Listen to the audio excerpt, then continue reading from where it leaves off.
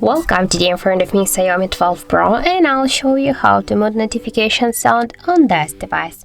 So first we should go into the settings application and then scroll down to the sounds and vibration. Here we can see the ringtone volume panel, but that's not only ringtone volume panel. Here we can also mute our device notifications.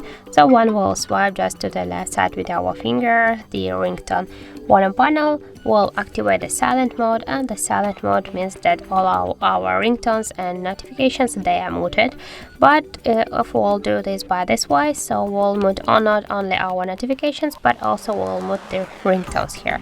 So I suggest you to go with another way, just by click here to notifications, click to the more, and just to switch your currently notification sound, just to don't set the ringtone.